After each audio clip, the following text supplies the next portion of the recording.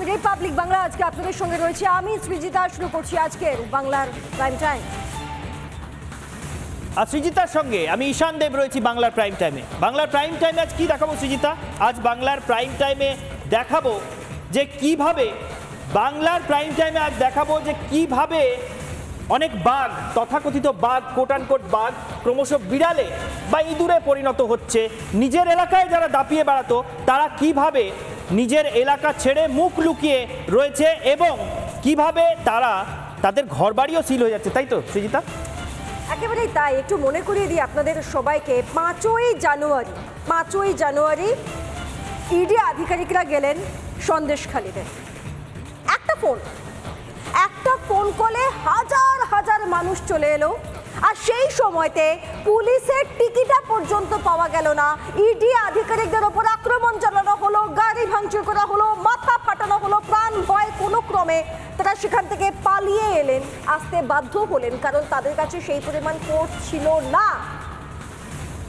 আর ওই একটা ফোনের পর শেখ শাহজাহান, যাকে নাকি সেখানকার বাঘ বলা হয়, শুরুতেই ঈশান দেব জানাচ্ছিলেন, ভ্যানিশ, আর খুঁজে পাওয়া যাচ্ছিল না। তার ঠিক 19টা দিন পর আজকের ছবিটা কিরকম ঈশান?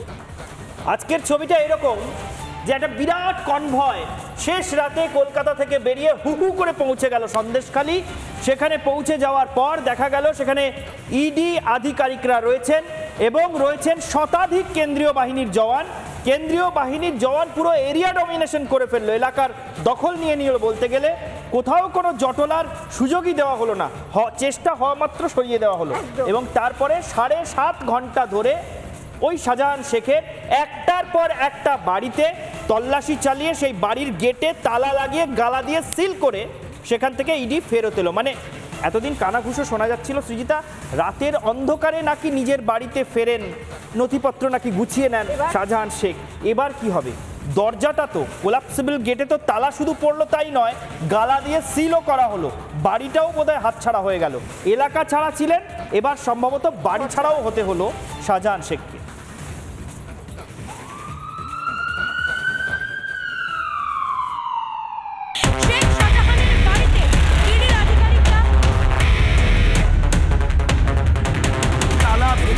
প্রবেশ করবে ইডি আধিকারিকেরা।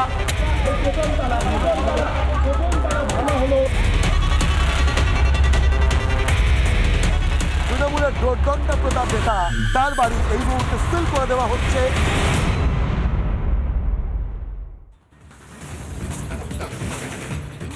কয়েকটা ছবি একটু শুরুতে আপনাদের দেখিয়ে নিই।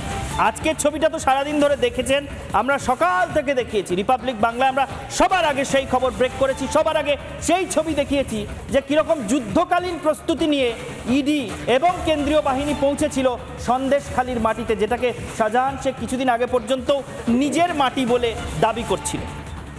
কিন্তু এর আগের ছবিটা কেমন ছিল? জানুয়ারি 5, 2024 তারিখের ছবিটা কেমন ছিল একটু দেখিয়ে দেবো। আজকের ছবিটা আর সেদিনের ছবিটার ফারাকটা বোঝানোর জন্য। ইডি আধিকারিকরা তল্লাশি চালানোর জন্য সেদিন পৌঁছেছিলেন সন্দেশখালিতে। কোট আনকোট শাহজাহান শেখের খাস তালুক, কোট আনকোট খাস তালুক। সেই খাস তালুকে তিনি কতটা শক্তিশালী, তার কেমন দাপট, সেটা বোঝানোর জন্য একটা ফোন কলে বিপুল জমায়েত হয়ে গেছিল এবং তার ফলটা হয়েছিল এই, ইডির গাড়ি ভেঙে দেওয়া হয়েছিল, ইডি আধিকারিকরা রক্তাক্ত হয়েছিলেন এবং তদন্তকারী দলকে ওই এলাকা ছাড়তে হয়েছিল অটোয় করে, নিজেদের গাড়ি ফেলে রেখে। কেন্দ্রীয় বাহিনীর জওয়ানরা পর্যন্ত আক্রান্ত হয়েছিলেন। রক্তাক্ত অবস্থায় তাদেরকে এলাকা ছাড়তে হয়েছিল। শাহজাহান শেখের দলের লোকজন বেশ বাঁকা হাসি মুখে নিয়ে গর্ব করে বলছিলেন, শাহজাহানের এলাকায় ঢুকতে হলে ইডির তো এরকম হালই হবে। এইটা ছিল সেদিনের ছবি। কোনটা যে কার এলাকা সেটা অন্তর্যামী বোধহয় ওপরে বসে বসে দেখছিলেন, ভাবছিলেন, শুনছিলেন আর হাসছিলেন। হাসেন অন্তর্যামী। আজকের ছবি দেখুন, সন্দেশখালি পৌঁছয় ইডির কনভয়। কাক ভোরে, তখনও ভোরের আলো ফোটেনি। দিনের আলোয় যে শাহজাহান শেখের অত দাপট, আলো ফোটার আগে অন্ধকার থাকতে তার দাপট আরও বেশি হওয়ার কথা।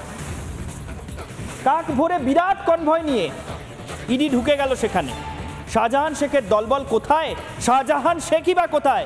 গোটা এলাকার দখল নিয়ে শাহজাহান শেখের একের পর এক বাড়িতে প্রথমে নক করে তারপর কাউকে না পেয়ে তালা ভেঙে বাড়িতে ঢুকে একেবারে খানা তল্লাশি চালালো ইডি।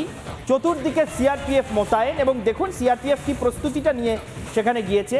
মাথায় হেলমেট, হাতে ঢাল, সঙ্গে ফাইবারের স্টিক, সমস্ত কিছু যে কোনো পরিস্থিতির মোকাবিলায়। আরেকটা ছবি দেখুন, এই যে কিভাবে তালা ভেঙে ঢুকে পড়ছে ইডি। তালা দেওয়া বাড়িতে অসহযোগিতা করার জন্য তদন্তে কেউ শাহজাহান শেখের বাড়ির তালা খুলে দিচ্ছে না ইডিকে ঢোকার জন্য, তালা দেওয়া। অনেকে ভেবেছিলেন যে ইডি ভয় পেয়ে যাবে, আবার পালিয়ে আসবে, তালা খুলতে পারবে না। এইভাবে তালা ভেঙে একের পর এক তালা ভেঙে শাহজাহান শেখের একের পর এক বাড়িতে ঢুকে ইডি বিনা বাধায় তল্লাশি চালিয়ে চলে এলো, বিনা বাধায় তল্লাশি চালিয়ে ফিরে এলো। আর কি ছবি আছে আমরা দেখব আজকের একের পর এক ছবি। এই যে ইডি কর্তারা তালা ভেঙে বাড়িতে ঢুকছেন, একের পর এক ছবি। সেদিনের ছবিটা দেখিয়েছিলাম জানুয়ারি মাসের 5 তারিখে কেমন দাপট দেখিয়েছিল শাহজাহান শেখের দলবল সাগরেদ অনুগামীরা, আর আজকে ইডি কোন দাপটটা সেখানে দেখালো। এবং তারপরে 7.5 ঘন্টা তল্লাশি চালানোর পরে ভালো করে দেখুন ছবিটা, ভালো করে দেখুন। একটা তালাকে গেটে লাগিয়ে সেটাকে ভালো করে মুড়ে সেলাই করে তার উপর গালা দিয়ে সিল করে দেওয়া হচ্ছে।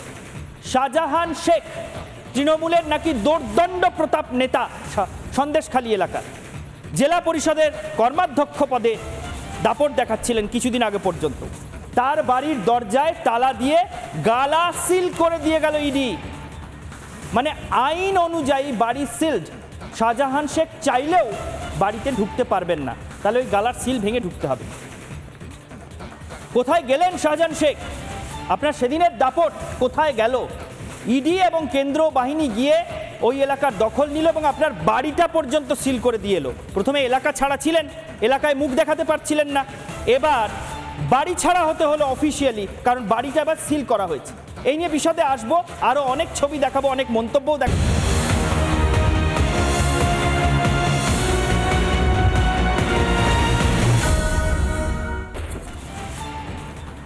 শাহজাহান শেখের বাড়িতে ঢুকে পড়লো ইডি, তালা ভেঙে ঢুকলো। তালা ভেঙে ঢুকে ইডি আধিকারিকরা 7.5 ঘন্টার মতো একটার পর একটা বাড়িতে তল্লাশি চালালেন এবং সেখানে কোথাও কোথাও কিছু কিছু জমায়েতের চেষ্টা হচ্ছিল। কেন্দ্রীয় বাহিনী প্রবল দাপটে সব সরিয়ে দিল। বেরিয়ে আসার সময় বাড়িতে তালা দিয়ে গালা দিয়ে সিল করে দিয়ে আসা হলো। তো শাহজাহান শেখের বাড়িতে তল্লাশি চালিয়ে ইডি আজকে কি কি পেল, কি কি উদ্ধার করলো, সেই তালিকা আমরা একটু দেখে নিই। কি কি পাওয়া গেল?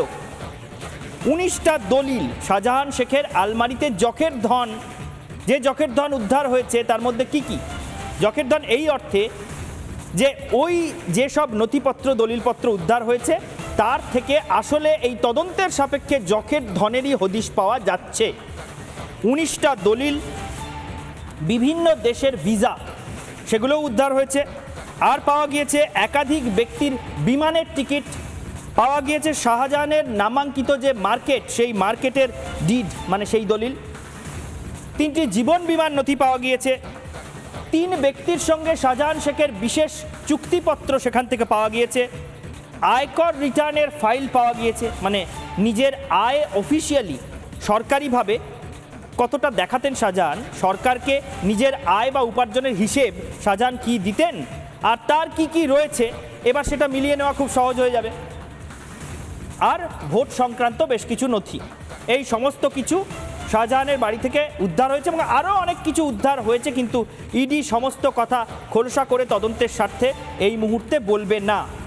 শাহজাহান শেখের বাড়িতে দিনভর তল্লাশি চালিয়ে ইডি যা কিছু উদ্ধার করে নিয়ে গেছে এবং তারপরে যেভাবে বাড়ি সিল করে দিয়ে চলে গেছে, তাতে শাহজাহান শেখের পরিস্থিতিটা বা অবস্থানটা এই মুহূর্তে সন্দেশখালীর মাটিতে কি দাঁড়াচ্ছে, এটা নিয়েই বোধহয় সবচেয়ে বড় একটা প্রশ্নচিহ্ন তৈরি হচ্ছে, তাই নয় কি সৃজিতা?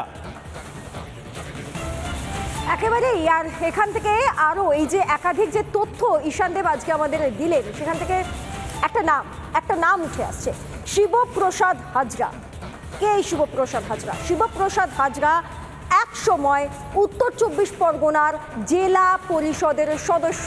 আরে দাঁড়ান, এই যে শিবপ্রসাদ হাজরা, এই শিবপ্রসাদ হাজরার যে নানা ধরনের তথ্য শাহজাহানের বাড়িতে দেখা গেছে, তার ভোটার সংক্রান্ত তথ্য যে নানা ধরনের তথ্য শাহজাহানের বাড়িতে পাওয়া গেছে, এই শাহজাহান আর শিবপ্রসাদ একেবারে এক গলায় জল খাওয়ার মতো অবস্থা তাদের, এবং শাহজাহানের কার্যত ডান হাত।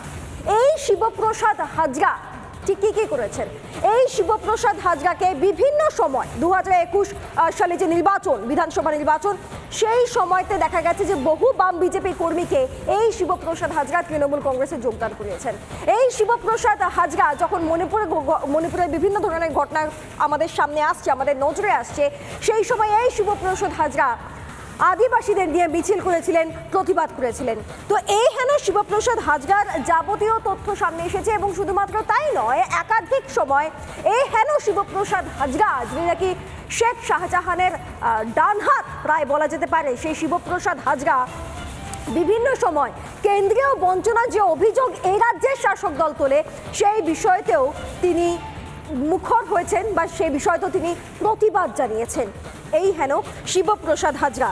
আর এই শিবুর নামটাই এবার পাওয়া গেল শাহজাহানের ডেরা থেকে, একেবারে শাহজাহানের ঘর থেকে। আচ্ছা, এখানেই শেষ নয়। এই শিবপ্রসাদ হাজরা যখন 5ই জানুয়ারি ইডি আধিকারিকদের ওপর হামলা চালানো হয়েছিল, তারপর থেকে এই শিবপ্রসাদ হাজরারও বিশেষ খোঁজ পাওয়া যাচ্ছে না, খুঁজে পাওয়া যাচ্ছে না। কোথায় শিবপ্রসাদ হাজরা? শেখ শাহজাহান অডিও বার্তা পাঠাচ্ছেন তৃণমূল কর্মীদের নানা ধরনের, তবু পুলিশ তাকে ধরতে পারছে না, সেটা আলাদা কথা। আবার এই শিবপ্রসাদ হাজরারও কোনো খোঁজ পাওয়া যাচ্ছে না, কিন্তু তার যাবতীয় তথ্য পাওয়া যাচ্ছে শাহজাহানের একেবারে ডেরা থেকে। আর একাধিক ভোটের কাগজপত্র, যেগুলো মানুষের ব্যক্তিগতভাবে মানুষের কাছে থাকার কথা, সেগুলো যখন শেখ শাহজাহানের বাড়িতে পাওয়া যাচ্ছে, এবং এক ব্যক্তির নয়, এরকম একাধিক ব্যক্তির, তখন তার দাপট সম্পর্কে বোধহয় আলাদা করে আর কোনো সন্দেহ থাকে না। ঈশান,